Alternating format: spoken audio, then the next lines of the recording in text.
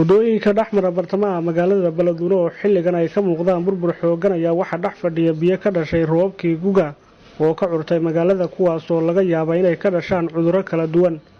Duqa degmada Beledweyne Cumar Ibraahim Baadi oo u waramay TV-ga bulsho ayaa sheegay in bulshada ku nool magaalada looga baahan yahay inay ka shaqeeyaan nadaafadda isagoo sheegay in xirnaashaha goobi ay ka bixi jireen biyo ay sabab u tahay dadka qaarkood oo kaarikooyin carraa dhigay hareeraha wadada isla markaana tallaabo sharciga waafaqsan laga qaadi doono.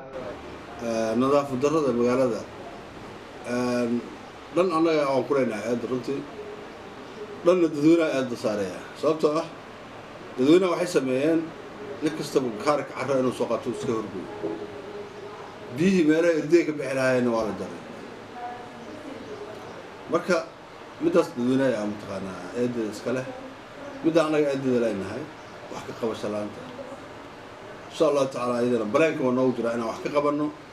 meelihii biyihii draining waterka aan u samayno ay ka bixi lahaayeen si kaashana hay-adaha iyo annaga waa la socotay dhaqaalaha maanta mataqaanaa waddanku siduu yahay ama gaar ahaan gobolka hiiraan ayadana waxaan rabnaa insha allahu tacaala wiiggaan soo socdo in shaqo aan ka qabanno magaalada meelihii biyihii ka bixi lahaayeen irdahooda loo furo taas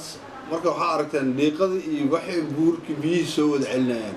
sababtoo ah biyihii haddii meesha ka bixi lahaayeen qaarka carra lagu gooyo oo cid kasta ay danaysta cidda kalena u danayn waxaa dhibkeeda leedahay dadweynaha waxaan kala dardaarmayaa in walaalahooda kale ay tixgeliyaan cid kastaba dariska xaquu isku leeyahay jiiraanka xaquu isku leeyahay laakiin haddaad lacag adiga haysatid ka kale oo lacag haysan inaad ku tiigsatid ma aha marka waxaan leeyahay dariskanimada hala xaq dhowro islaamnimada hala xaq dhowro annagana taas tilaabo sharci waa ka qaadi doona hadduu alla yidhaahdo. marka la gaaro xilli roobaadka guga ayaa wadooyinka dhexmara magaalada Beledweyne oo xilligan uu ka muuqdo burbur xoogan maadaama muddo 25 sano aysan helin wax dayactir ayaa waxa dhex fariista